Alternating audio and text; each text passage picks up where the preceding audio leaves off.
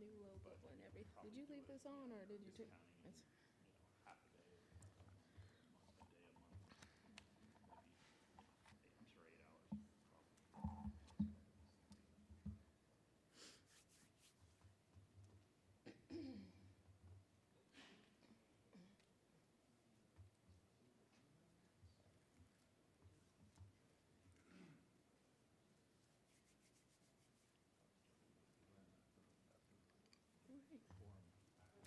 you got six? You got six? You have six? No, do you have 6 o'clock? Oh, yes, yes. All right, we're starting.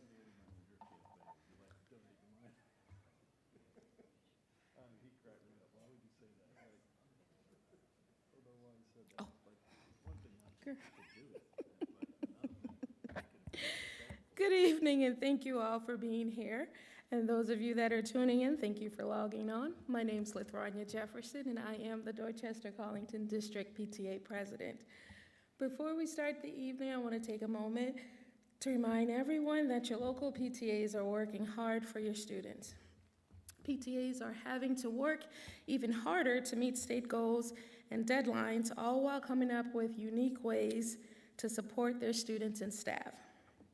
Please show your support for your local PTA, buy a membership, make a donation, or reach out and ask, how can you be a part of the PTA team? The PTA's mission is to make every child's potential a reality by engaging and empowering families and communities to advocate for all children. We believe that by hosting this forum, we've done just that. This year, there are 7 seats of the newly created single-member district for DD2 school board seats up for election. 4 of those seats, the incumbents, are running unopposed, but we are excited to have the candidates here tonight that are running to fill the other 3 seats. So on November 5th, voters will decide who will fill those spots. I strongly encourage you to view your own sample ballot by logging on to scvotes.gov and research all of the candidates and all of the races for your area. So don't be surprised when you go in and you don't see everybody's name. When voting, keep in mind school board candidates are nonpartisan. If you vote for a straight party ticket, you will not be voting for school board members. After selecting straight ticket, you will be given the option to see the nonpartisan races. You must view these races in order to fill the seats. You may vote for only one, and that's the candidate that's in your zone.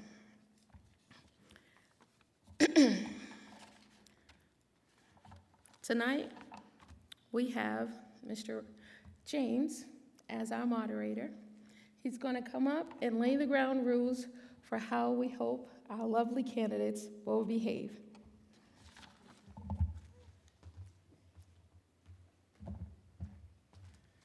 Good evening.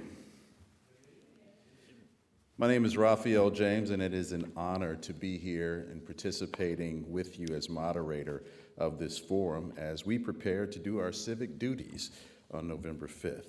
Lots of fun things going on this time with the way that we are electing our leaders for the school district, and we hope to talk about some of that.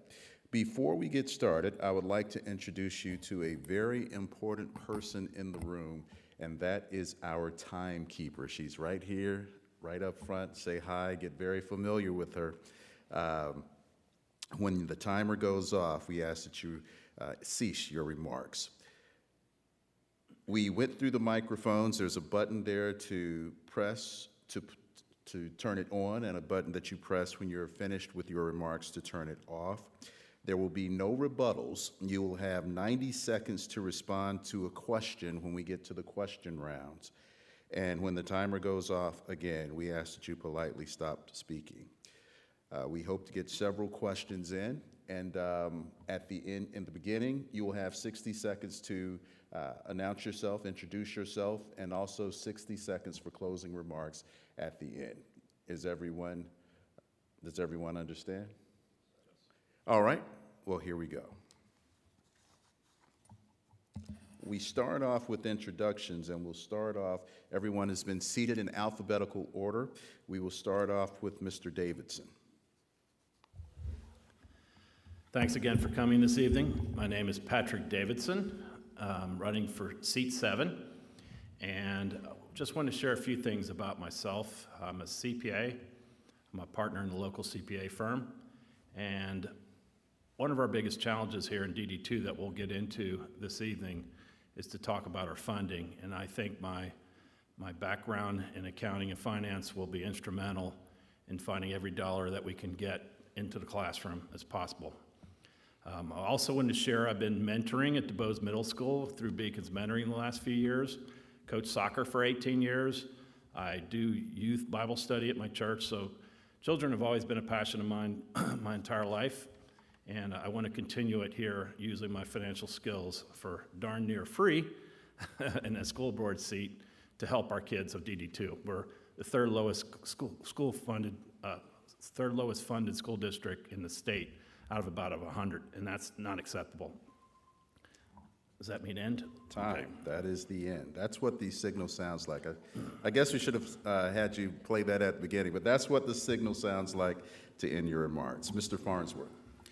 You got it. And Raphael, thank you for being here tonight. PTA 23, thank you guys for hosting this event. Everybody here, thank you. We appreciate you coming out and learning more about us as candidates. Folks I know are watching at home. We've got some live stream folks. I am interested because maybe it's it's like anchor versus anchor, little anchor man.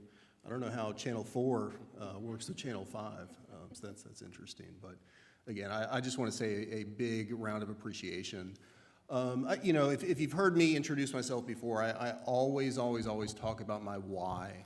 It's so important to me. It's so important to voters.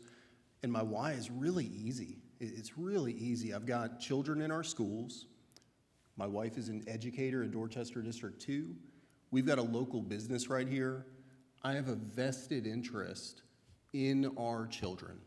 At the end of the day, school board, we do all sorts of crazy stuff, but I'm going to end with That this. is It's time. about children. Thank you. Mr. Lee. Well, good evening, and thank you for everyone who showed up tonight, who is watching online. 60 seconds doesn't give me near enough time to talk about 40 years worth of experience, but a little bit about myself. I'm a father of 5, I'm a grandfather of 6. 3 of my grandchildren attend school right here. I have a vested interest. I'm running because I care. I'm at a point in my life where I can give back, and I want to bring the skills and experience that I've honed over 40 years to bring the innovative leadership, the governance, and the stewardship that's necessary to run an organization the size of DD2 so that we're focused on one goal and one goal only, and that's the student achievement that we need so that our children leave DD2 schools prepared for their future life. Ms. Powell.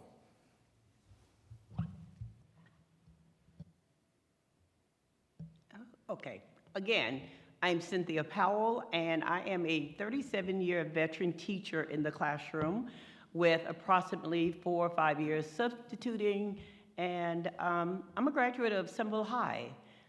I received my undergraduate at Payne College in Augusta, Georgia, and my advanced study in reading, a master's at the Citadel, certification in education administration. I'm running because I understand what it's like to be in a classroom, and I want to make sure that our teachers, our students, and our parents feel appreciated for the job that they're doing, and then to help those that are having some difficulties doing what we know they need to do in order to be successful. Thank you, Justin, for doing the introductions. I don't have to do any more. That's it. And Mr. Unger. Good evening. My name is Eric Unger. I'm running for District 1 of Dorchester DD2. I am a father of 4. 2 have just started college recently and 2 still in high school at Ashley Ridge. I started my business. I'm a construction consultant. I started that when I was 26, and I've been in construction for over 40 years now. And my campaign is centered around new vision to help our kids find and discover their passions. Okay, it starts with a strong financial foundation. We need responsibility in the budget. We need finance as well. The design-based innovation I bring to the table as a construction consultant. We need to plan our new facilities based on not something that has been done 40 years ago, but something that is going to be around for the next 30, 40 years. We need to help our kids to find their skills and bring this into the existing facilities. Thank you. All right, we begin our first round of questions. In this round, you have 90 seconds to respond to these questions. We will start the first question, Mr. Farnsworth, with you. And this one is, we are making history in Dorchester County, each of you running as single-member districts. Your thoughts on that change and the pros and cons to it. We start with you. Yeah, great question. And so very, very different moving from at-large seats to single-member seats. Many folks will remember when we made that change, I was one of the few to speak out against that change because when I looked at it, I will tell you that I personally think there are better options. I'm not saying that I fully disagree with single-member seats. I 100% understand the reasons behind them having a smaller geographic area, local control, local representation. I fully understand that. But at the same time, when you look at a school district, we are a very, very, very different operational entity. And when you look at equity across our school district, single-member seats, the concern is, does that really provide equity for each of those seats across the school districts? That's my concern. I had a lot of conversations with our legislators that I think there were better opportunities to go to the drawing table and find something that was maybe a better compromise. At the end of the day, it's legislation. We have to follow it. And, I will follow what our legislators say, and here we are, and obviously happy to run again. Thank you. Mr. Lee.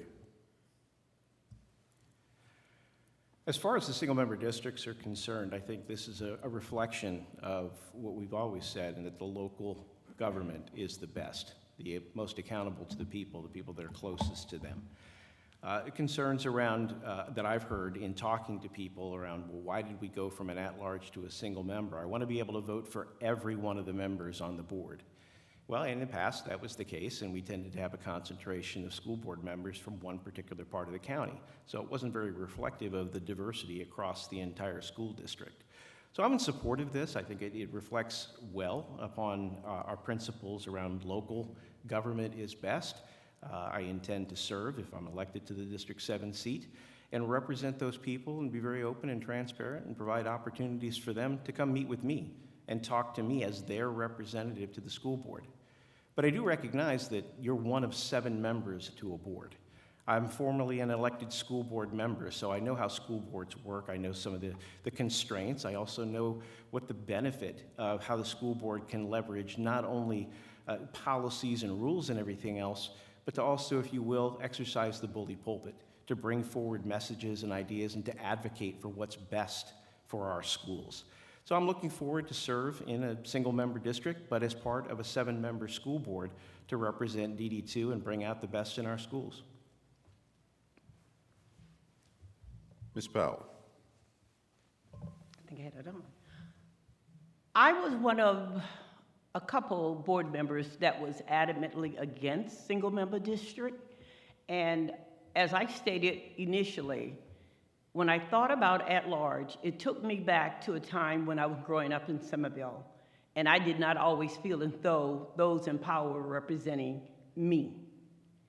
So the idea that we needed to, I know it sounds contradictory, but after serving on the board with the members that are presently on the board, I really enjoyed the idea of being at large, because we as a board would come together, discuss whatever needed to be discussed, and make our decision based on the entire districts instead of having segments of a district that may end up with this, or segments may end up with that. We had to come together. We had to work together. And we enjoyed working together. Now, if you have it as just single-member districts, who's to say, for instance, Paul feels as though his area needs this. James over here feels his district needs that. And so now we're all competing for whatever little pocket of money, of funds we may have. And we're working together as a district. That's like being a family. You're working and connecting with each other. You're finding out about the concerns of all areas of the district. And that is time. May have to turn the volume up on that a little bit. All right, Mr. Unger. I am very much in favor of single-member district. It brings it closer to the people, okay? And that hopefully we'll start seeing more, you're not gonna happen overnight, but we're gonna start seeing more involvement with the community in a single-member district, because they're gonna know who they can reach out and touch and as far as their representative goes. I do not feel it will be a problem being a single member on a 7-member board. I think that we are all grown-ups and we can certainly do what's best for the entire district. The at-large, I ran in the last election, which was an at-large election. It was over 140,000 registered voters to try to cover. Not many people vote or donate to school board, so it's a tremendous amount of resources you have to do to try to get the word out. So I think bringing it closer to the people will help us get the word out and will hopefully foster community involvement. Thank you. Thank you, and Mr. Davidson. Yes, philosophically, I feel like it gives everyone a better representation under a single-member district. So I think it's a good idea, common sense-wise, if you're in a certain part of our area and your neighbors are talking to you about their kids and their school, it's going to be something local. So you're going to know about that. And if all of our school board members happen to be from one area, we wouldn't hear from those people. They probably would feel underrepresented, and so I'm all for it. A couple things that I wasn't able to get to.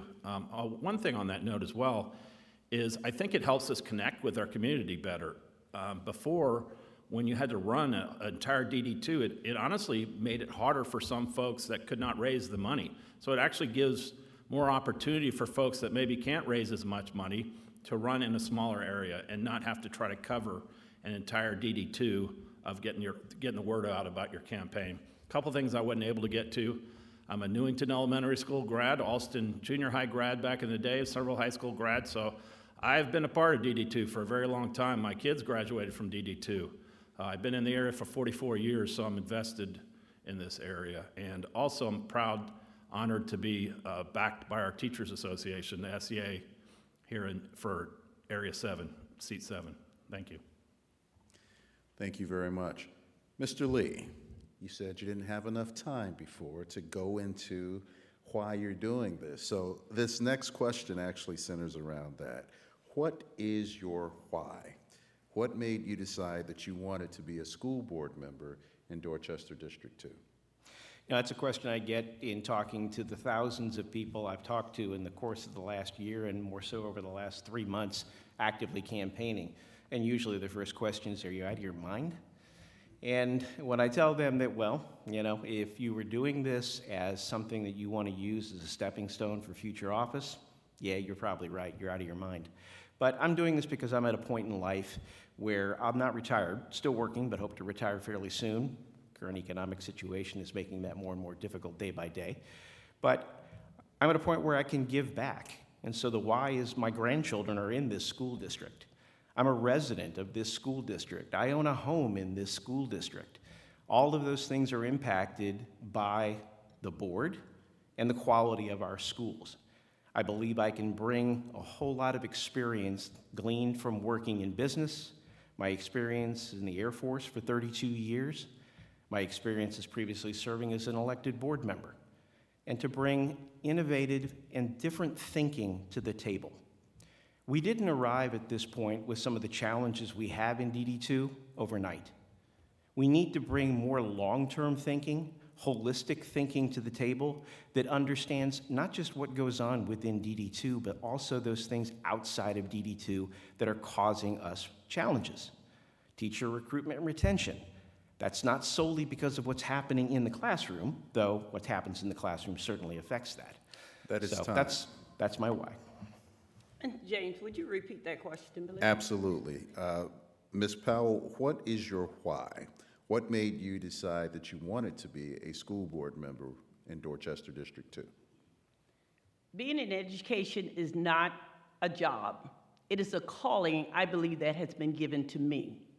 And as a result of that calling, I never really wanted to ever leave DD2 once I came here.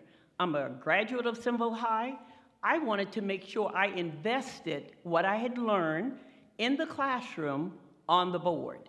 So consequently, I decided to run for the board after COVID was over, and I'm able now to go and speak to teachers, speak to bus drivers, ride the school bus, wherever there's a need. I, as a person that is interested in every aspect of what we decide on when it comes to the board, I want to make sure I touch all of those different lives. So I go out in the field, per se, and actually talk to those that are working under the conditions that the board makes decisions on.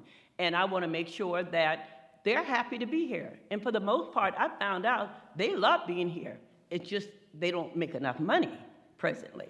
And that makes it very difficult. If you cannot feed your family, then it's hard for you to really get up and come to work every day.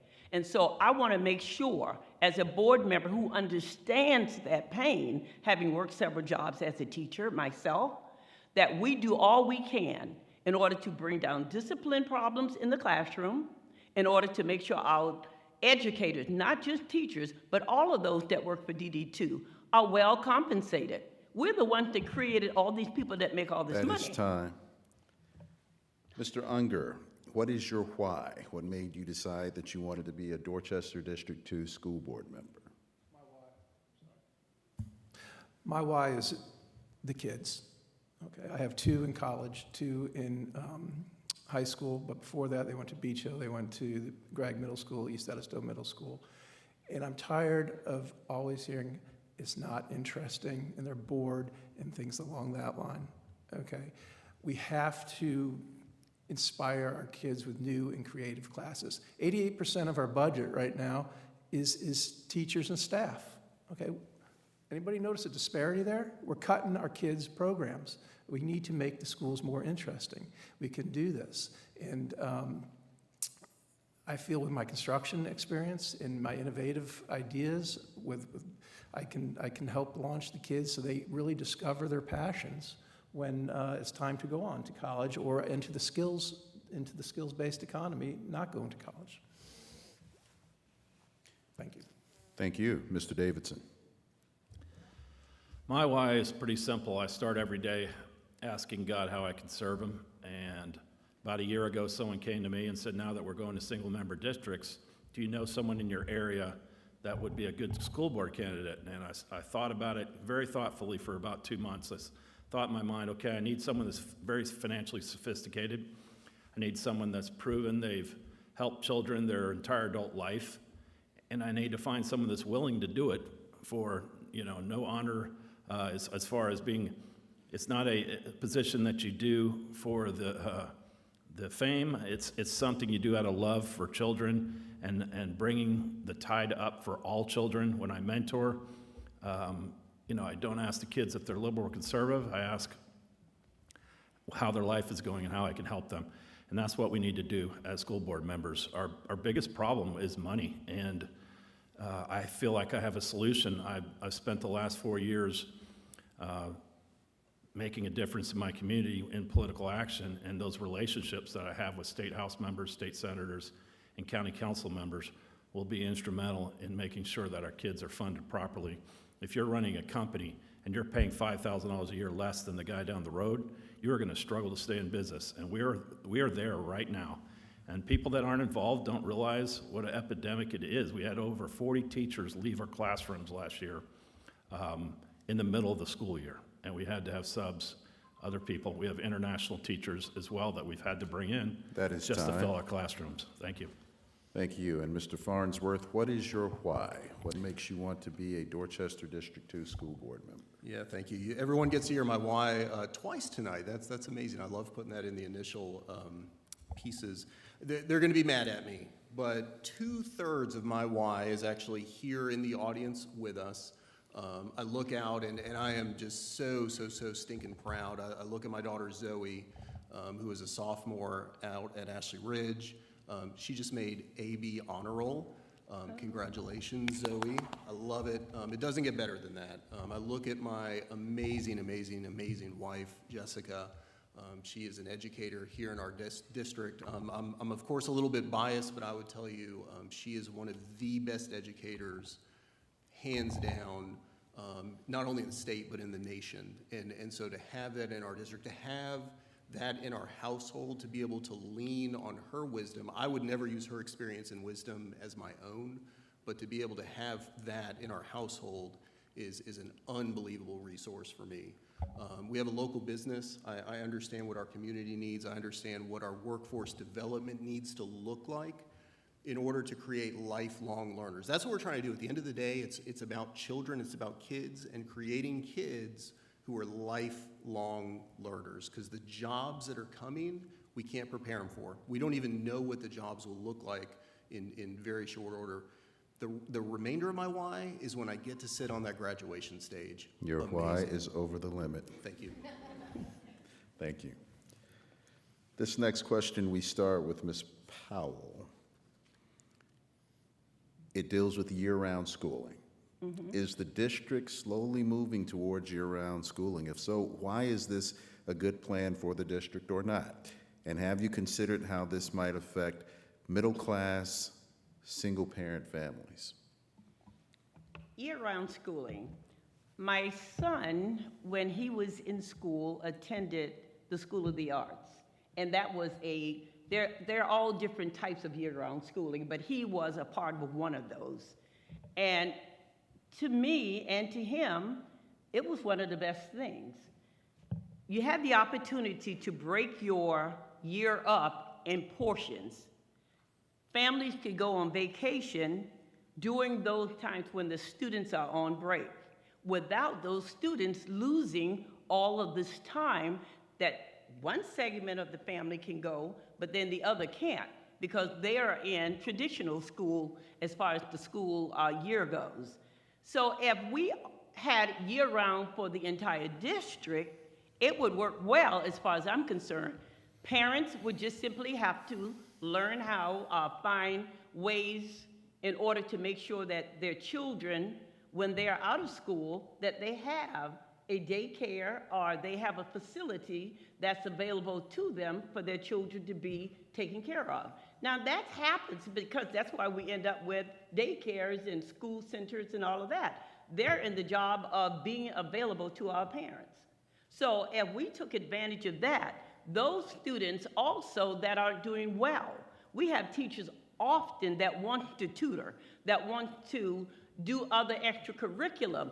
If they want to take that on as a separate part-time job, that would be a great time for them to do that. That is time, Ms. Powell. Thank you.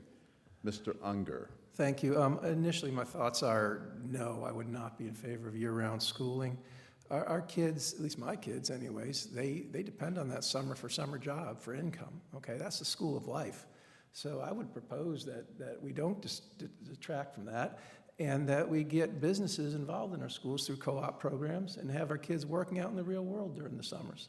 I think it would be disruptive to do year-round, and I think the parents, I met with many parents today who went knocking on doors and things along that line, where just simply having kids dismissed early on like Wednesdays for elementary is a huge disruption to them, because then they have to go and find special services for the younger kids to take care of them. So initially, no, I don't think it's a good idea, and I think our kids depend on summer work, and parents and teachers look forward to that break. Thank you. Thank you. Mr. Davidson. Yes, I think this is like a lot of subjects where, we give our opinions on things instead of listening to the people that matter. So, for me, it would be about listening to our teachers, listening to our principals, listening to our parents. What do you think is best for you? What works out for you? Because I can throw out pros and cons on both sides, but really it's not for me to decide, it's for them to decide what is going to help student outcome the most. And honestly, I bet if you did a study, I don't know how many times you've seen kids, if you're in a classroom, after a summer, they grow 3 inches during the summertime. And you know why? It's because they got more sleep. So honestly, we wouldn't be as tall as we were if we didn't have our summers. Our kids really do develop physically during those times of longer rest. And people do have to work. A lot of teachers have to work during the summer as a second job to make ends meet for their families. So I would take all those into account, but it would really come down to listening. It's something that would be a big part of my platform in general, of listening to teachers, principals, and tell us directly, instead of coming from the superintendent, what is important to you in the classroom to be successful. And me as a school board member, it's my job to do servant leadership to try to provide that for you. Thank you. Mr. Farnsworth, would you like for me to repeat the question? No, all good, sir. Thank you.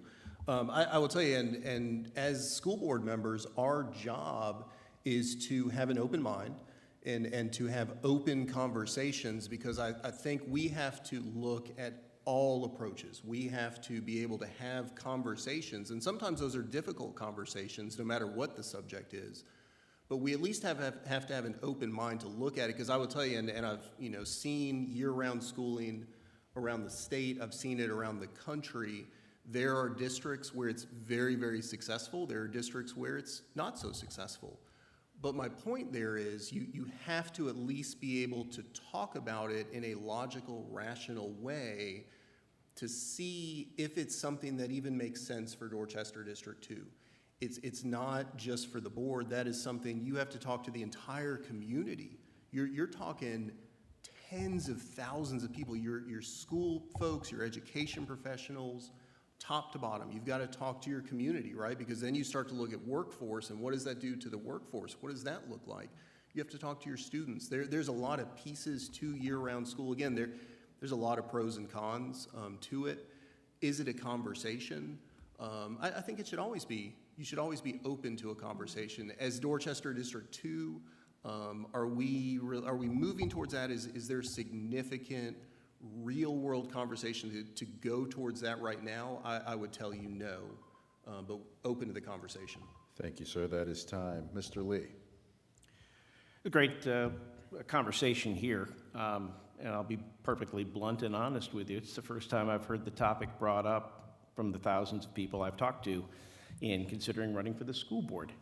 That said, it's a great, I think, foundation to have a discussion around what is the evidence that there is any improvement in outcomes from year-round schools. And I don't think there is sufficient evidence necessarily to justify something like that. I think Justin is right. We should be having a conversation as a community, but it has to take into account all of the different factors, and those factors are not exclusively within the school board and the school district. There are socioeconomic factors. There are challenges that parents are going to run into. What are the costs in retaining and recruiting teachers if we move into a year-round type of program? So there's all sorts of real questions to be considered. Being perfectly blunt, one of the things that frustrates me about the industry of education is we're very, very willing to throw spaghetti at the wall with unproven ideas, and we should be considerate about prototypes and things like that. I'm not saying that. But we try things and we don't see the results. And that's what I focus on every day. What are the results? Where are we at in terms of student achievement? Where are we at in the challenges that we face, teacher retention, our cost, the taxes, the expenditure of money, whether we're being good stewards with our money? That is time, Mr. Lee. This next round of question goes to Mr. Unger first. Growing pains. Growing pains hurt. As the district gets bigger, rezoning happens as we try to shuffle students into schools and make sure that they can get an education. With the rezoning that's already taken place and the new elementary school slated to be built, how soon after will there be more rezoning that needs to be placed? How can the district more effectively deal with rezoning? Well, first of all, we have to work with the zoning commission. We have to see what all their plans are. Most of the county council are developers, so they're all too happy to start building houses, but they need to take more into account the impact it has on the schools and the overcrowding that's occurring. We built East Edisto Middle School. Day one, it was already overcrowded. Okay, we're building another one in the Ponds. an elementary school right now, okay? They took a plan from 10 years ago and decided, let's plop it down on this site and let's adjust the site to it a little bit, which they didn't do for East Edisto. Hopefully, they've designed this 10-year-old plan to be able to account for vertical growth, to account for horizontal growth. Okay, if you need to expand, you have the capability to do it. So a lot of this goes into the design-based initiative, but we have to work with council in modeling where the growth is coming. We have to restrict it as necessary so that we can catch up as a school district, because overcrowding is a big problem. Disruptive behavior and overcrowding are probably the two biggest problems in our area. But I think design-based initiative, we have to plan for 40 years from now, not something that was done 10 years ago. So I think that's the way we can solve that. Mr. Davidson. Yeah, you can look at, talk to your county council and look at permitting going forward for where our growth is going to be, so you can try to, see the future of what is to come. We're always going to be behind the ball when you're a growing community like we are. It's always going to be an issue. We need to talk to our county council about impact fees in some places where our builders are creating massive communities that we need immediate police help, firemen help, road help, schools. So we need to help fund that through those growth, and we're not going to limit people from building, but we need to make sure they pay the impact that they make on our community. So it's a big part of what you do as a school board member is have a vision for the next 7 to 10 years. When I talk to county council people, they will tell you that some of the roads they're building now, if they could, they wouldn't be building them now. They would have put their resources elsewhere, because by the time you decide to build something, it's going to be 10 years before it's finished. So you really need to have a very forward-thinking plan of where you think the growth is coming and be ready to pivot if possible. And if you've bought real estate and don't be afraid to pivot and say, this is what's best for our kids, this is what's best for our community. Let's go a different direction, sell this off to somebody else, and go somewhere else. And when we do decide to build, move as fast as possible. And you want to match long-term financing with long-term property building. Mr. Davidson. Mr. Farnsworth. Yeah, thank you. Great question. Something we've certainly been dealing with as a district for a long time, and unprecedented growth. I will tell you, when you look around the state, Dorchester County, specifically DD2, unprecedented. We are one of the fastest growing, if not the fastest growing county and community in the state of South Carolina. That presents major, major challenges for the school district.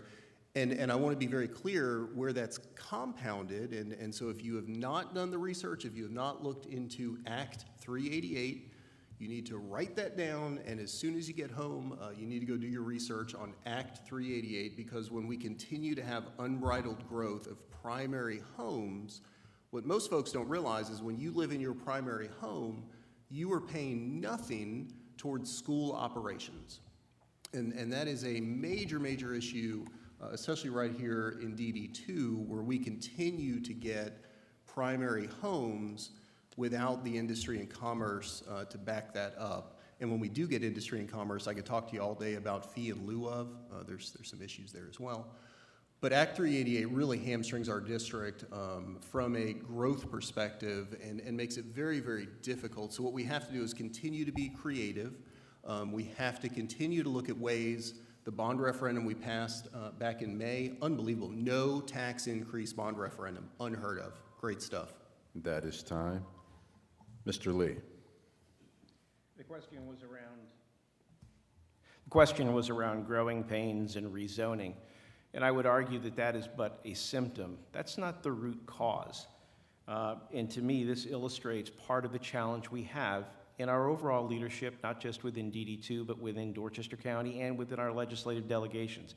Justin, I thank you for bringing up and cracking the door open on Act 388. Did anybody ask the question here in Dorchester County when that went in and look at and say, what is Act 388 going to do for our sustainable school funding? What would be the impact, and what are we going to have to respond to?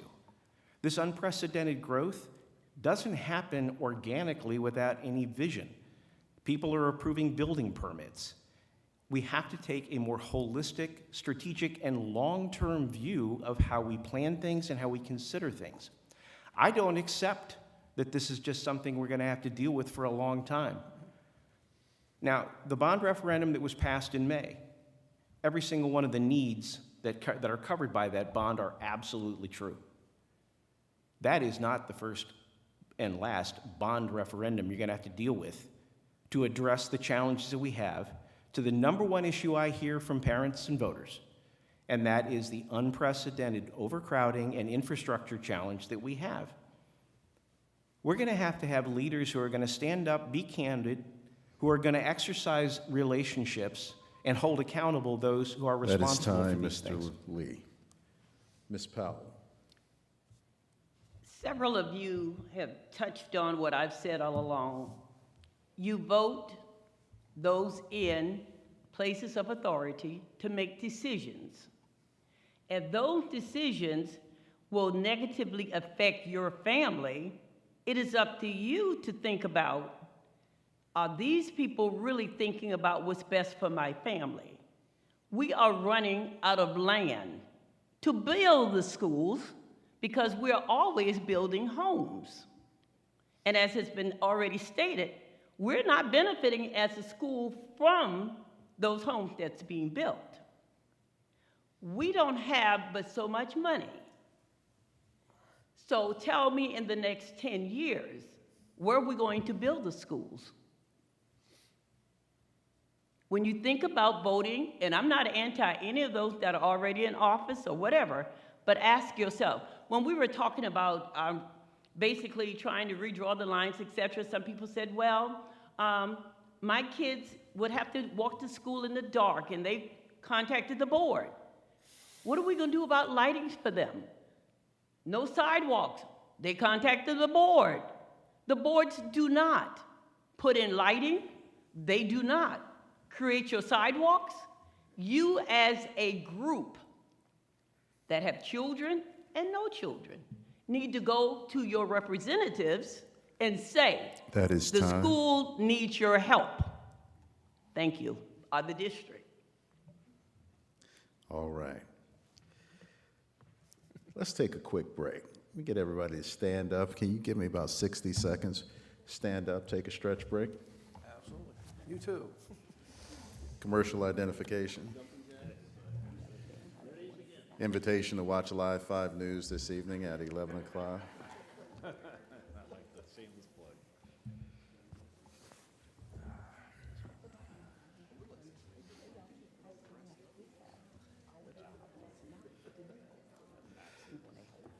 All right.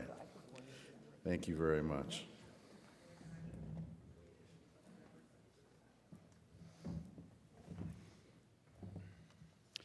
Let's get right back into it. I believe we are on Mr. Davidson. Is that correct? I think so. Yes, sir. That's right. Explain your thoughts about book bans in schools and if you think it's necessary for Dorchester District 2. Yeah, I actually hear this sometimes when I'm knocking on doors, and people say, "What are your thoughts on book banning?" And it's multifaceted. One, first of all, I haven't heard anyone that specifically wants to ban books per se is talking about having age-appropriate books. So when I'm talking to people, I say, you wouldn't take your second grader to an R-rated movie. Maybe that R-rated movie might be okay for your high school student, but not your second grader.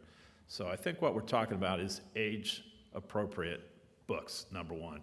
Number two, if you guys have looked at how many kids are reading below grade level and math below grade level, if you're not focusing on student outcome, academic achievement in your school board meetings, at least 50% of the meeting or more, then you're failing your children. You can't let some people hijack a meeting over their own specific concern when there are other people that should be handling that specific problem.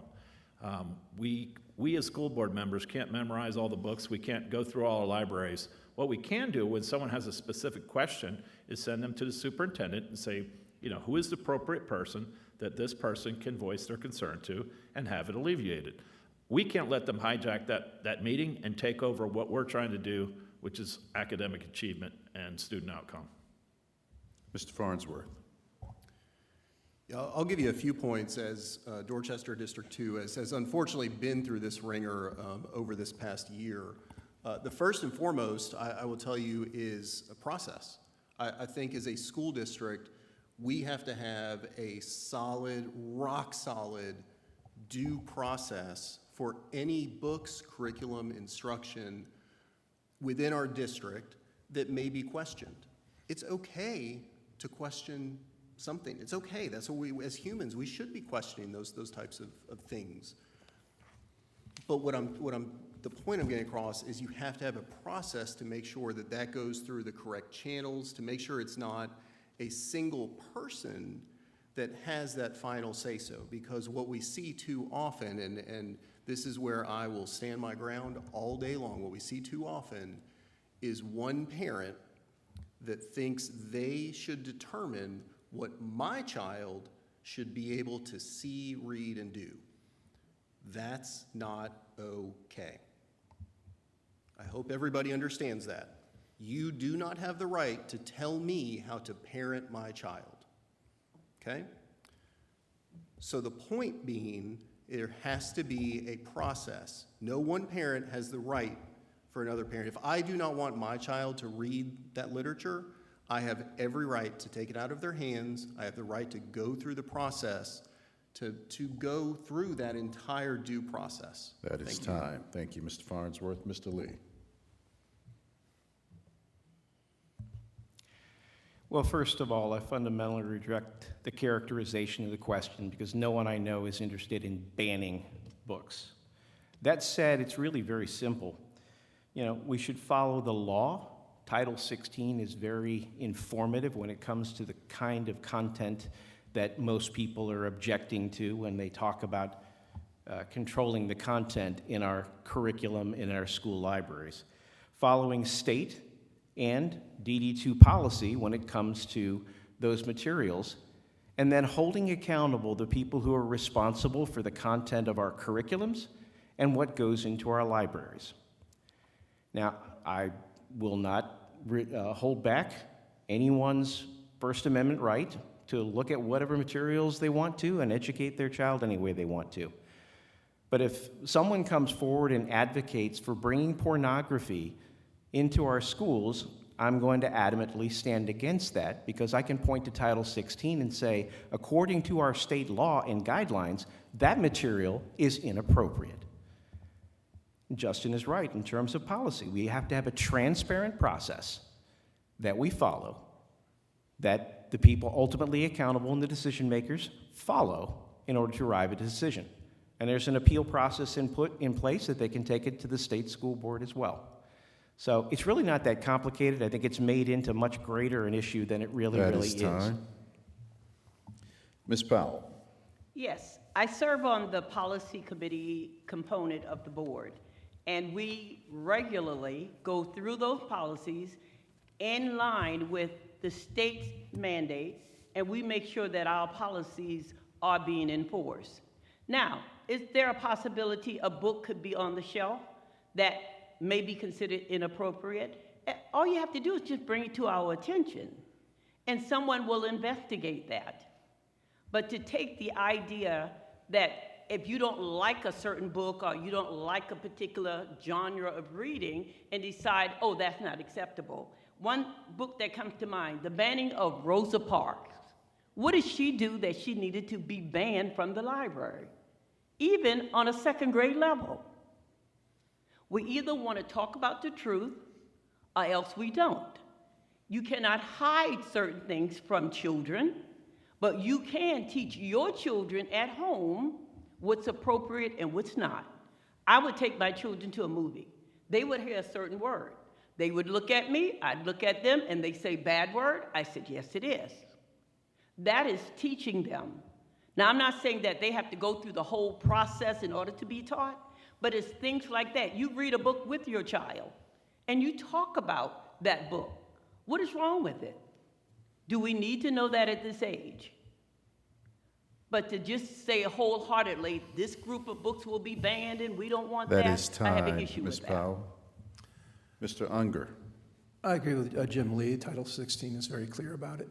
The only problem about process is it's failed us.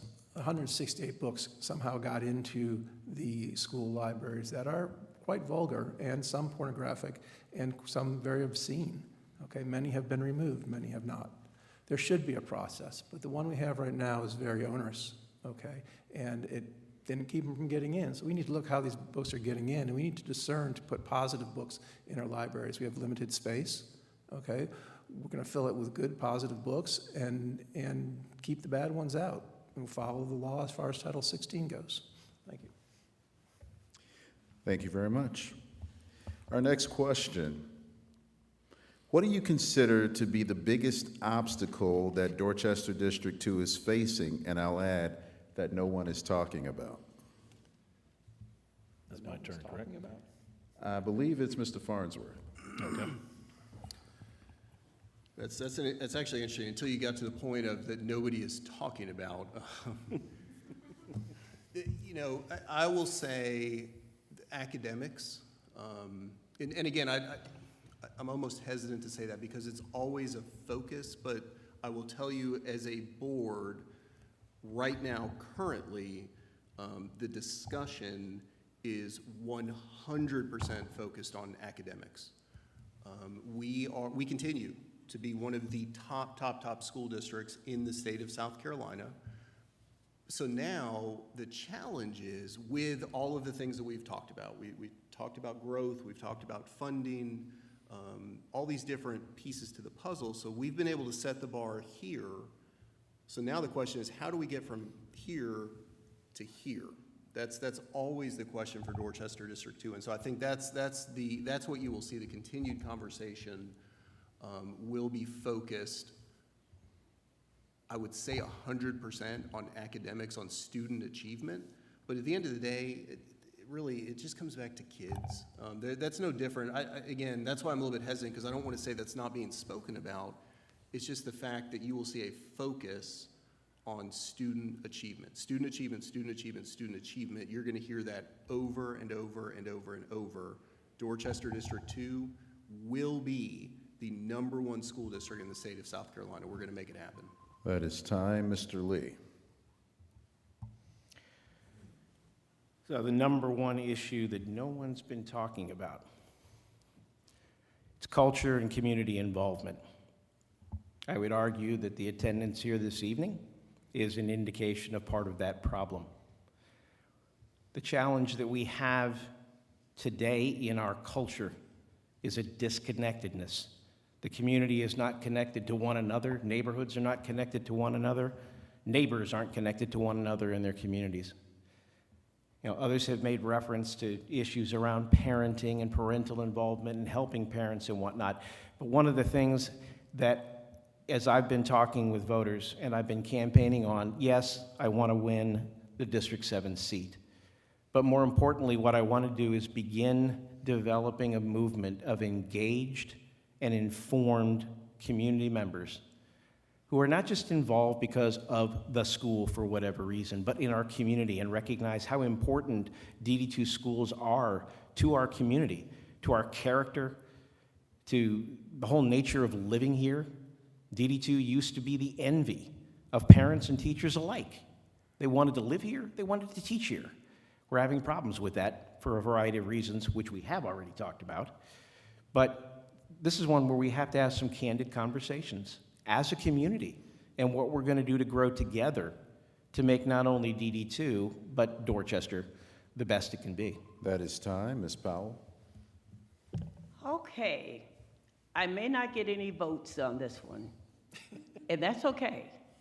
But the bottom line is, parents, I say it often, we need you to take your rightful position.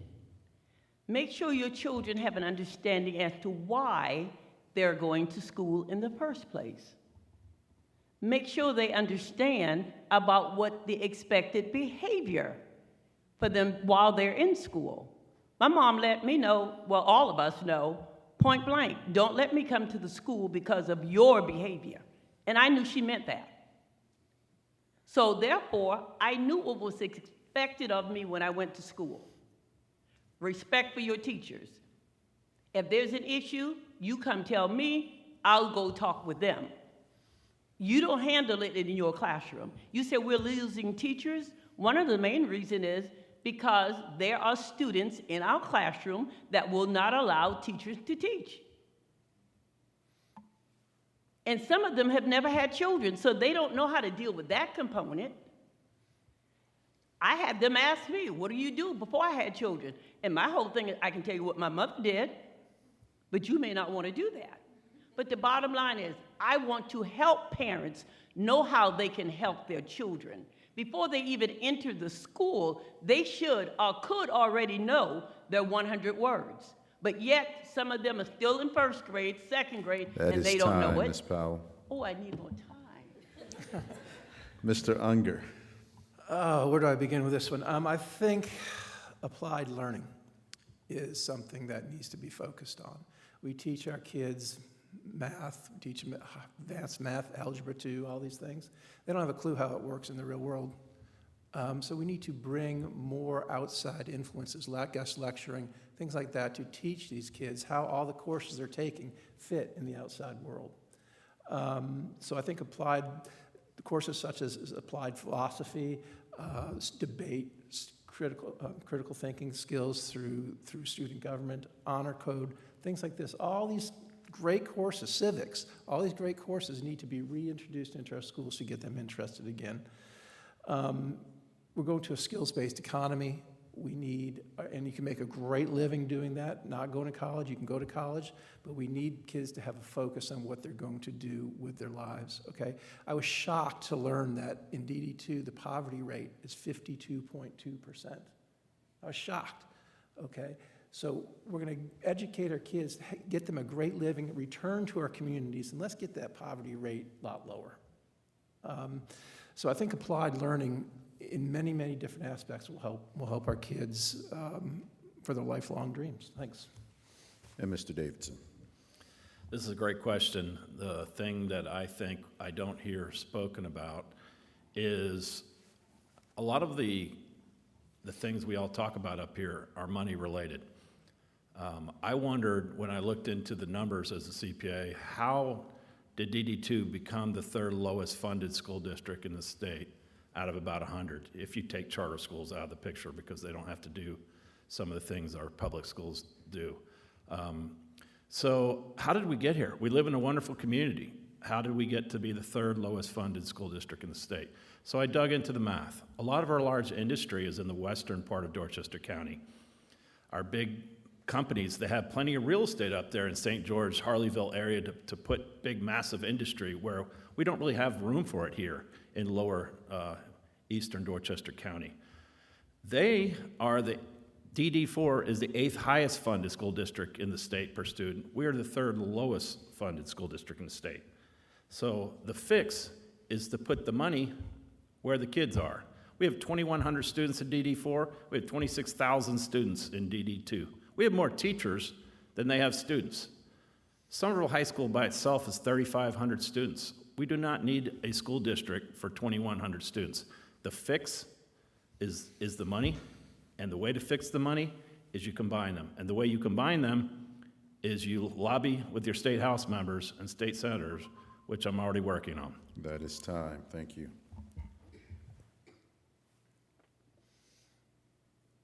All right.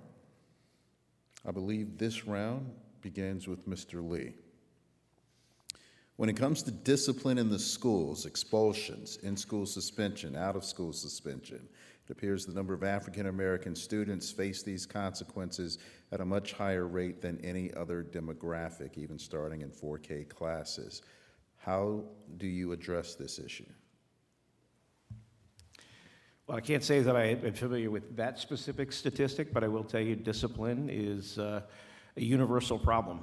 I don't think that any particular demographic holds monopoly over some of the challenges we have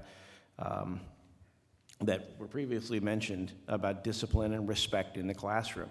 And this goes back to my earlier point with regard to engaging the community. You know, we have to have parents that understand that, yes, you have rights. You also have responsibilities.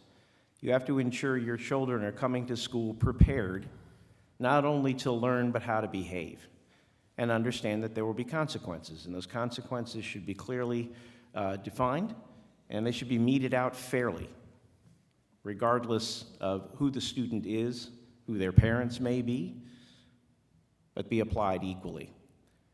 A practical suggestion I have is a contract with the parents at the beginning of the year where the parents have to acknowledge this is what the expectations are going to be, and these are the rules that will be enforced by the teachers, backed up by the administration, supported by board policy. No questions asked. We are responsible for educating all the children, but we cannot inhibit the education of most of the children when we have several who just simply refuse to follow the rules and their parents refuse to do their job. If that results in in-school suspensions and expulsions, those are called consequences. That and is life time, is full. Mr. Lee. Ms. Powell, Well, it just allows me to continue on hit your mic. I hope you haven't started counting yet. Okay. It goes back to what Mr. Lee has already said, joining me with what I said earlier. It starts with our children knowing why they're in school. If you don't understand what's happening in the classroom around you, you're going to find some type of distraction to take that attention away from you that you don't know what's going on. Too often, our children in those situations do not have a firm foundation on what they should have learned the years before. And they don't know that because we don't have parents checking to make sure the homework was done. They can sit on their little iPad at 6 months old and hit those keys. So you can't tell me that they cannot learn the basics. The parents can help them with the basics even before they get to school. If the child knows the basics, they can follow along and become engaged in what's happening in the classroom. So the possibility of them misbehaving diminishes. Now, you're gonna have some wisecrack jokester in your classroom. We can deal with that. But someone that chronically comes in every day with the idea, I don't know what's going on, so I'm going to make sure that they think I'm the center of attention. That cannot be. There's one teacher in there. I made it sure they understood. I'm the princess in the room today. So That you is have to focus time, on me. Ms. Powell. Okay, I'm through. Mr. Unger. I love going after you. I don't think it's the color of your skin is the problem. It's a behavior problem. That, like Mr. Lee said, is universal. Okay. Cultural breakdown kind of begins in elementary school. And by the time they get, I've noticed anyways, by the time they get to middle school, that language barrier's gone out the window and you're hearing all kinds of things. So, we need to bring new ideas to the table to keep our kids interested. An interested kid is an engaged kid, okay? And an engaged kid is usually not a disruptive kid. He's one who excels. So we have to channel their creativity and their energy into positive programs and initiatives for our kids. We've cut those, okay? So I want to bring back a lot more of that. One of the more successful programs, even though I don't believe it's funded, even though it should be, is the Ag program in Ashley Ridge. What a great program, and it really helps our kids focus and take their mind off of sitting in a square box for 8 hours a day. Okay, so let's bring back all these things, and let's really get them interested. And I believe in consequences, and let's make those problems the parents' problems. Okay, and then the kids might shape up a little bit, and we can go further from there if needed. Thank you. Mr. Davidson. Would you repeat the question, please? Just want to make sure I understood the entire part of it. Yes, sir. I'm not going in order, so I have to find it. It was about discipline. Discipline, thank you. When it comes to discipline in the schools, expulsions, in-school suspension, and out-of-school suspension, the number of African-American students seem to face these consequences at a much higher rate than other demographics. How do you combat this issue? Yeah, I'm glad you asked that. I've been a mentor in DuBose Middle School for the last 3 years, and a lot of the kids that we see come through the mentoring program are kids that are struggling with something. Sometimes it's behavior, and we talk to them about what is right and wrong, how you're supposed to act. Picture yourself. What if that teacher was your mother or your grandmother or your father or your grandfather, and you saw children talking to them, talking back to them in that way, you know? So I think we can do more of that in our schools, I think. If just sitting in smaller groups and spending time talking about behavior. I've said for 20 years that one of our biggest shortcomings in education is not talking about relationships and how you're supposed to treat people, how you're supposed to treat your friends, how you're supposed to treat your teacher, your parents, your brother, your sister. And, you know, I think our culture has failed us to an extent. And I do not accept that any child is not capable of excelling in life. I start with that premise. I feel like every child is capable of doing a lot. We just don't do a good enough job inspiring them. And we have to find ways to get new things in the classroom. There's a reason most college classes are only 50 minutes long, because you lose your attention span. People need to get up, just like you told us to stand up. Kids are the same way. You need to get up, move around every 50 minutes, and you got to be targeted, focused. I know the classes I enjoyed the most were competitive, and I'd like to see our kids have those opportunities. Mr. Farnsworth. I could get on a soapbox to say maybe as adults we should act better a lot of times, but I won't do that. I will say that it starts at home. It starts with parents. It starts with community engagement. When you start to look at the discipline problems, and where it really becomes a problem is inside of that classroom. You start to look at what our educators are doing on a daily basis, what they're working with, what they're dealing with, and then you add on top of it discipline issues. It's a lot on their backs, and so I go back to the fact that it starts at home. It starts with the parents. It starts in the community. I will give you a great example. I look at Flowertown Elementary, which is one of our premier schools in our district. Their community outreach program. And this is not specific even to Flowertown. This is pretty much all of our schools. They are going out literally to people's doors at night to get in touch with these parents, to work with their children, to find the resources. And so you round that off with equitable resources. We have to provide resources. Then you start to look at stuff like Title I and our Title I funding, and the fact that we're able to provide that funding for those types of resources. Those are the types of things that make a difference. Those are where you see schools improve their performance and have lower discipline. We have to have their backs. We have to have solid policies, rules. We have to have our educators' backs. Farnsworth. We start now with Ms. Powell. Am I correct for this round? Mr. Lee, I think you went the last round, correct? Thank you.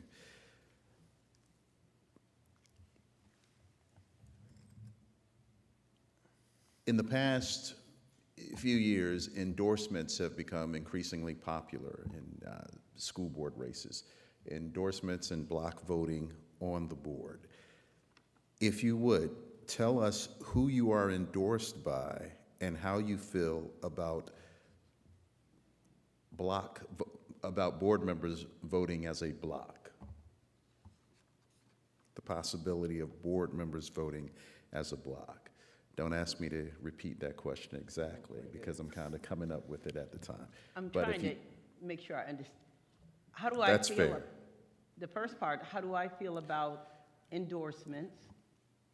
Or who are Am I you endorsed endorsed by by? someone? Who are you endorsed by, and how do you feel about block voting in the body of the school board? So who's doing the block of voting?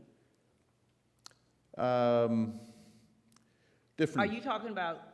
The public or? board members getting together, maybe perhaps That's illegal. It happens. Well, not in DD2. We're very careful about how we have conversations and how many people are there. And so, I'm the newbie on the board. Mm-hmm. And so I learned early, no, we can't have that many people. We cannot discuss that. All right. And are you endorsed by anyone? I'm endorsed by the Somerville Education Association, well, for the state as well. All right. Does that satisfy your answer for that question? I'll move on to Mr. Unger. Yes, as long as you understood what I said. I understand. I hope they understand. Okay. All right, Mr. Technically, Unger. what we're saying is we don't do that. Thank you. The only endorsements I have are my wife and my family right now. So I don't think endorsements mean all that they should. I think everyone should do their own research and make their own decisions based upon what they find, and not rely on some celebrity or some block or whoever to make an endorsement. I don't rely on that for anything I vote for. I always try to figure out what principles the candidate stands for.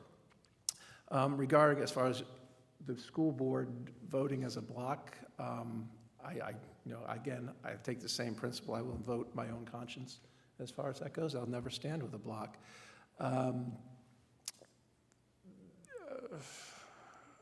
Perhaps single-member districts, if that was going on, which I don't think it is, but single-member districts will offer a good bulwark against that, because everybody has their own district that they're representing as well. All right, Mr. Davidson. My local county councilman, Bill Hearn, has endorsed me. He's been on one of my mailers that's gone out. I had him and my local House member, Robbie Robbins, host a fundraiser for me. And I think the important part of that is shows the relationships that I built in our community. And when we go to get money, you need someone that has the ear of those folks.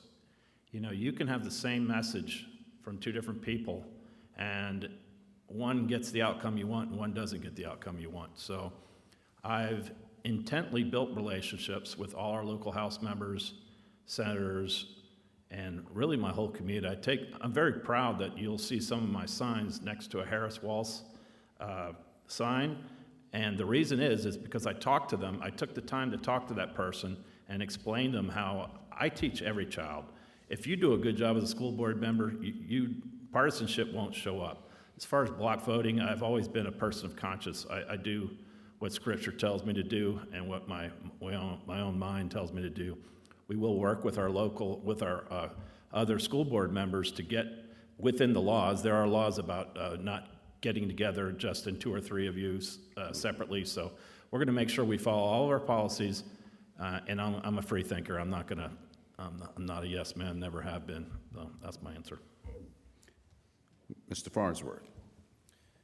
Yeah, I am really, really beyond proud to have the endorsement of our local educators, our Somerville Education Association, up through their state association, because as a school board member, what that really solidifies to me is that I'm doing the right things, that they believe in me. They believe in the relationships that I've been able to build with our educators, because the reason that that's important is, and I speak about this a lot, and hopefully folks really understand it, that's where the magic happens. When we really boil this whole thing down, and big picture, and we talk about funding, we talk about all this sort of stuff, but when we really boil it down, it comes down to a teacher, it comes down to kids, and it comes down to that classroom. And when that door closes, that's where that magic happens. And so to have their endorsement really, really is just amazing. So thank you for that.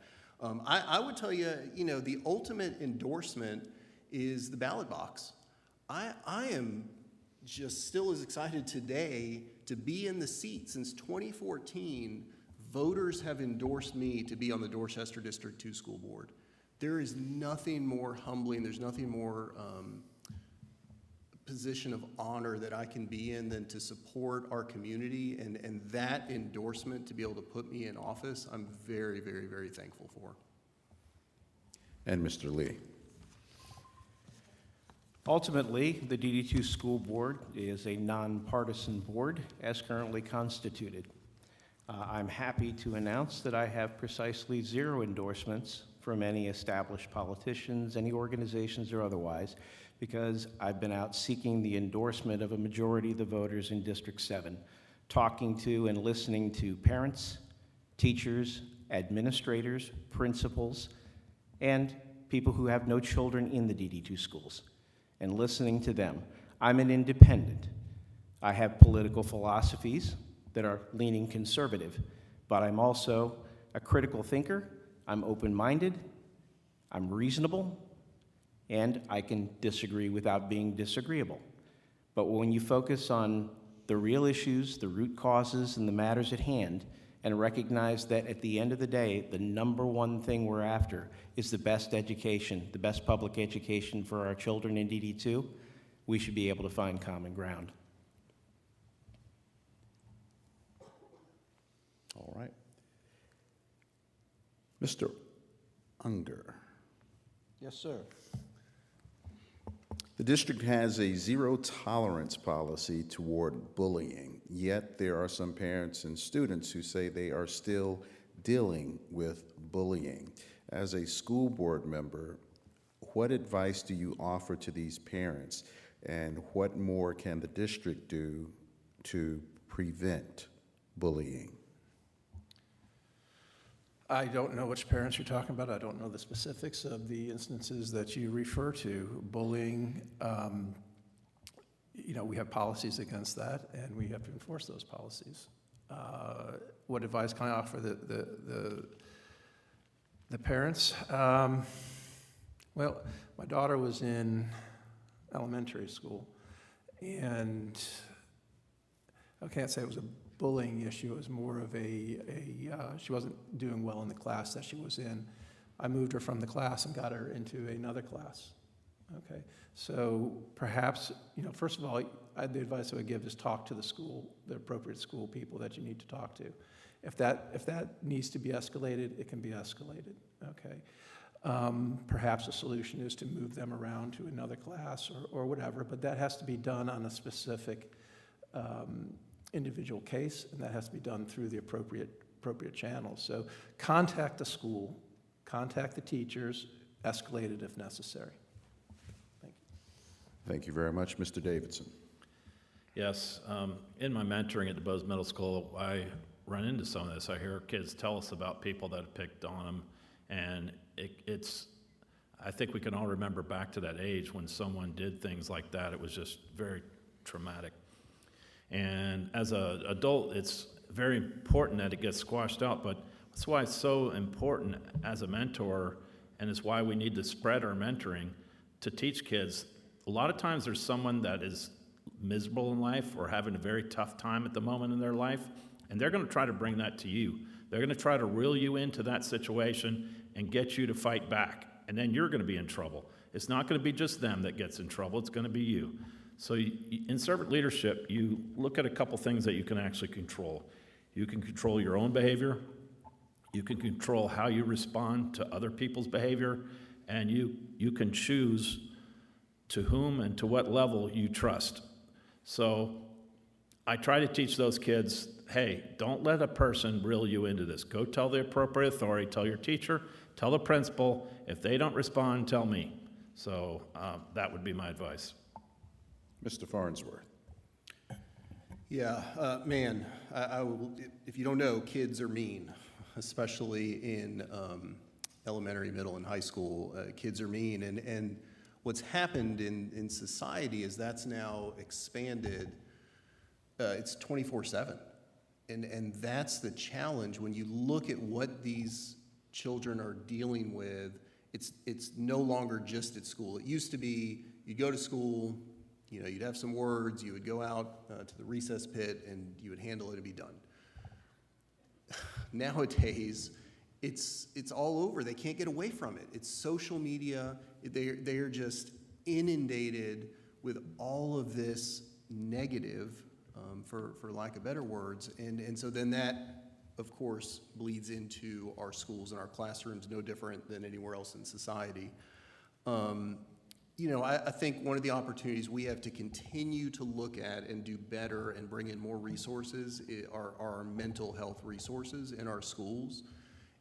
In the education space, we need to continue to look at those opportunities to provide supports and resources for kids who need them. Because that's the, again, when you look at the parent engagement, the community engagement, all that sort of stuff, the fact they're dealing with it all the time, there's a lot coming at these kids, and it's imperative to us as adults and leaders to make sure they have the resources to be able to deal with those challenges. That is time. Thank you very much. Mr. Lee. So I think the question was around the zero tolerance policy for bullying. You know, I'll go back to my comment previously about discipline and culture. I mean, these are the realities. These are things that are a distraction in our classrooms as well. You know, it used to be in kindergarten, your principal outcome was you learned how to get along with others, and you knew how to, you know, pick up blocks and make things with them. But that was about the main focus of kindergarten. We've pushed a lot of things down into kindergarten, but we've missed the point that our kids need to understand the golden rule. They need to understand expectations of behavior. Children, in my view, will perform up to or down to whatever expectations are set. We tolerate a whole lot more, in my view. It manifests itself in bullying and a whole lot of other behaviors. But it goes back to, again, our culture, our community, parents understanding their responsibilities, and as I mentioned about discipline, clearly defining what we consider bullying to be and what the consequences will be. And as Eric pointed out, yes, there needs to be an appeal process and whatnot, transparent and available to the parents. But at the end of the day, if you can ask the child, hey, as a golden rule, would you appreciate being treated as you've treated this other person? And use that as a learning exercise. Unfortunately, that takes a lot of time from teachers and a lot of time from administrators and a lot of time out of our learning day, which is already challenged. All right. And Ms. Powell. Bullying, I usually have to ask, so what do you consider to be bullying? Because if a young child says he doesn't want to be my friend, that's not bullying. We cannot automatically assume that it's something really bad. Sometimes it is. But guess where it begins? In the neighborhood. We can handle it at school, but in the neighborhood is where folks end up being jealous and envious and decide that they're going to take out whatever you're now talking to my ex-boyfriend, etc. So they decide they want to take this out on you. We cannot cure all of those things that occurs in the neighborhood. It goes back to learning how to talk to one another. We have people living right next to each other. They'll call the cops before the mother and the other mother get together and talk about what's going on with their children. I was a fighter when I was younger. I would defend my family, my friends, anybody being bullied. I would defend them. We got in a fight. That young lady's mom came around to our house. Everybody sat on the porch. We talked about it. From that day on, we were lifelong friends. And I'm glad because she was one of the best cooks in the neighborhood. But the bottom line is we learn how to resolve issues. Parents get upset. They call the cops. This one called the cops. Next thing you know, everybody's upset with everyone. That is time. Stay right there. We're going to switch things up. We're down to the last question, and then it'll be time for your remarks. But Mr. Unger made a good point. So we're going to reverse the field. We're going to start with you, Mr. Lee, and we're going to work our way back this way and around for this answer to this question. In the political climate that we are in, people often feel like their voice is not being heard. How would you reassure the voters who are going to cast their ballots for this school board, this body, that their voices are heard? Well, I would argue that the opportunities for their voice to be heard is there. They should be holding accountable their elected representatives for the commitments and things that they profess they are going to do. The problem is that most elected representatives don't make themselves easily available to allow voters to do so. That's why I'm supportive of the move to single-member districts here, where the district will have an ear that they can talk to make sure that their voice is heard, at least as far as DD2 issues are concerned. But what I tell voters all across the political spectrum, my hobby is debating issues. I love issues. But getting people to understand what is being said, what is the message, and not how it's being said. Thinking critically, listening critically, but understanding the current climate that we're in, Most people can't get past the word hi before somebody's offended or assuming some sort of meaning that isn't necessarily there. Voters need to take accountability themselves for stepping forward and making sure that their voice is being heard by bringing their voice directly to their elected representatives, not just through an email, not just a text, not just a letter to the editor, but that personal contact in order to make sure that their voice is heard. Mr. Farnsworth. Yeah, great question. I think one of the things that I have always prided myself on is accessibility. I love the ability to communicate and work with our community, and not just saying that, but actually getting things done. Super quick example, I was out here, I was actually at Sand Hill a month or two ago, had a quick conversation with the principal. He alerted me to an issue with some traffic control. That day, through relationships I had built, we're able to get that fixed. Super easy. It just took talking and being accessible. And so I've really tried my hardest to do an unbelievable job to set the expectation that I am accessible, that folks can reach out to me, not just everybody. And what I mean by that is educators, like from custodial staff to bus drivers, to our educators, to our parents, to our kids. I have kids that reach out and they want certain issues talked about. And I think that, to me, is something, when I look at the relationships that I've been able to build over my years of service on the school board, that's something I'm very, very, very, very proud of and will continue to do. Thank you. Mr. Davidson. Yes, going back to relationships, relationships are built face-to-face. Oftentimes when two people don't know each other, they'll hear a little clip and they go off on you, and from a keyboard warriors to just gossiping around their neighborhood. We need to communicate. We need to do a great job as a board in making sure our parents are communicated with. And I've got kids that I mentor that they don't have someone to bring them home from free tutoring after school. We need to get the message out to parents in creative ways, in every way possible, to let them know of these opportunities and finding creative ways of making sure that kid gets back and forth from tutoring to home and can actually achieve. I hear a lot of, from teachers, whether it goes to discipline or education, of having that disconnect with the home, and we need to have creative ways of getting parents into our schools more, I think.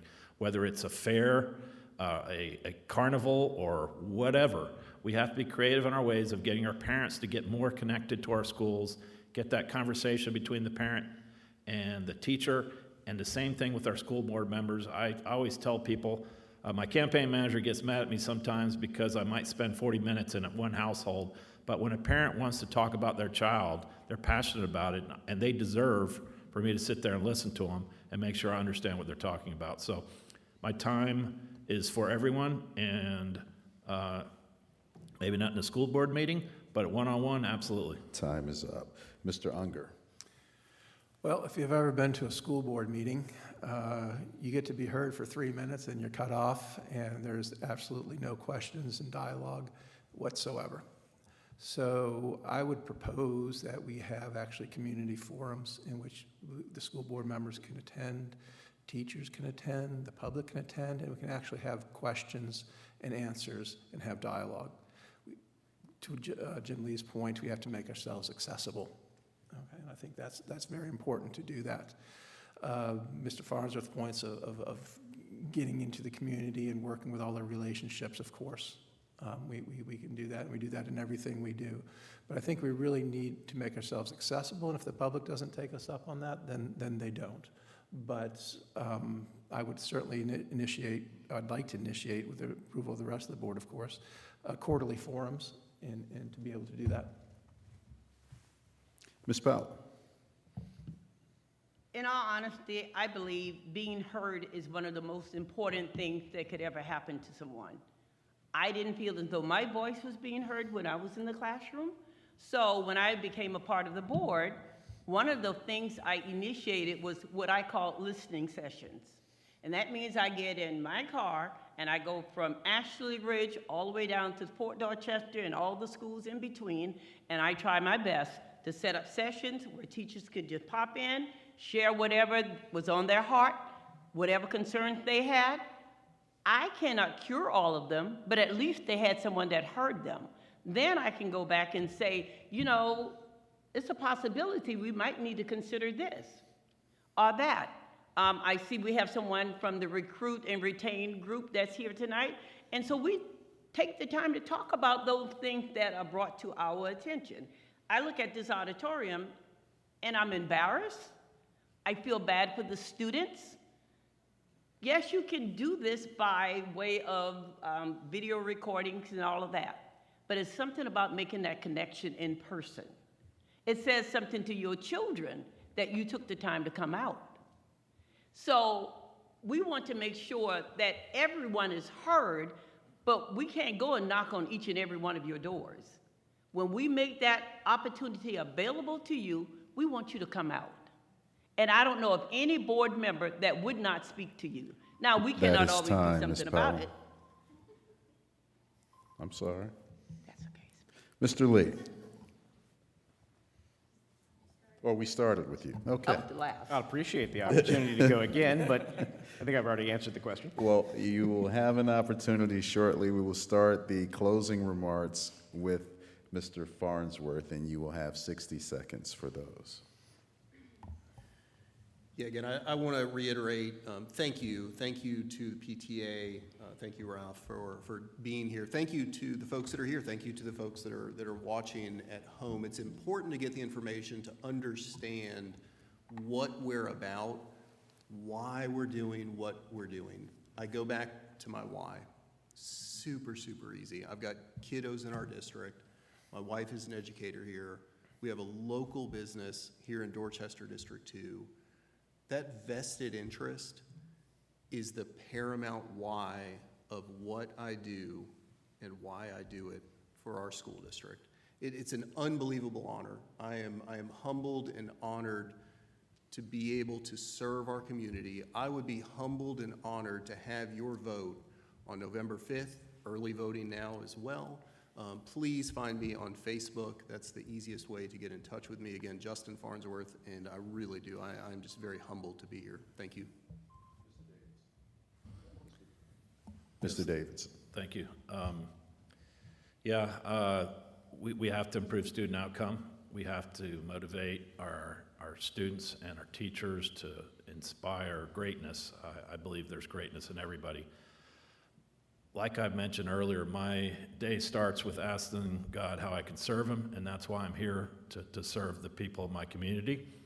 I feel like the Lord has given me a lot of financial talents and kindness and a way of connecting with people, and I've got a lot of ideas I would love to have the opportunity to share. I would love people's support, and honestly, it is good to see the people that are here today. They're community leaders that do care. You know, when you go through and think, okay, everybody's going to get out and do the things that we're doing tonight, you know, everybody up here on the stage and everybody out there on the floor, most people aren't going to do it, so don't expect it. But be thankful for the people that are here and want to be a part of fixing the problems, and our funding is the major problem, and that is what I'm good at, and that's what I'm going to fix. Thank you. Thank you. Mr. Unger. Why is a great question. I think how is more of a pertinent question. The past 10 years, okay, right now we have 47.1% of our students that meet or exceed expectations. That's unacceptable, okay. We've had COVID lockdowns, we've had learning loss, okay. We have 98% graduation rate, but yet we still have that 47.1% that meet or exceed expectations. I suggest that social promotion is part of that. We have a financial disaster, okay? 88% goes to students or staff and teachers. Where are the kids? This is not sustainable. This is why we have bond referendums. We need a 20-year plan. Past 10 years, we have growth issues. Why weren't these looked at? Why are we suddenly experiencing them? Why can't they be forecast? Okay, I propose new innovation, new vision. My name is Eric Unger for District 1, working for you, DD2.com. Thank you. Ms. Powell. I'm Cynthia Powell, District Seat 5. I just want to say this to parents. A lot of times you will hear me rail against parents because they are essential to your child being educated. I'm not upset with you. I love you. I am a parent. I'm a teacher. I'm all of that. But at the end of the day, what I want to do is simply to allow you the opportunity to come to some forums that hopefully I will set up in this new coming year so that you can share. And then together we can work on how we can improve whatever it is that you feel you need some help in. Then we can bring in the community. We know we need our jobs and all of that, but we need those jobs to give you at least 4 days off during the year, where you come in and sit and have some type of conference with your child's teacher 4 times a year. And they would have to have a little signed permission slip that says, yes, you were there. That But is we time, need those Ms. parents Powell. to come to the schools. Mr. Lee. Thank you again for the PTA for putting this on tonight. Hopefully those who are here and those who are online gain some valuable insight into what's before you. I'm running for the District 7 seat on the DD2 School Board because I want to bring fresh, critical thinking, something that's unencumbered by the status quo, and effective communications to the board. I believe I have the experience that we need at this time to address the big challenges that we face here in DD2. I would love that you would cast your vote for me on Tuesday, November 5th, or if you choose to go and vote early. You can learn more about my campaign at jimlee4dd2.com. I'd encourage you to, shameless plug, go check out the interview that's on the Live 5 website if you want to learn more and see a little bit more of my thoughts on what I will do as a trustee on the DD2 board. And remember, it's the shortest name on the ballot and the last name on the ballot. I'd love to have your support. Thank you very much. Give a round of applause to our candidates, and thank you so much for allowing me to moderate this discussion. Thank you. Do I have 60 seconds as well? I'd like to thank DD2 for allowing us to use this location and for doing the live stream for those of you that could log on and see what's been being said by these wonderful candidates. I wish you all the best of luck. I'm ready to go cast my vote. And I want to give a big round of applause and thank you to Raphael James for agreeing to be our monitor tonight. I appreciate you all coming out to attend. It was a hike for some of us, but you know what? Like this group has been saying all night, we have to do it for our kids. We have to do it for our teachers. When our children see us doing this, then they see how important it is. It plants that seed that this is something that's important, and if we keep watering it, it's going to grow, and they're going to continue to pick up the mantle and continue to run with it. So I think that's my time. Go vote. Thanks, guys. Good night.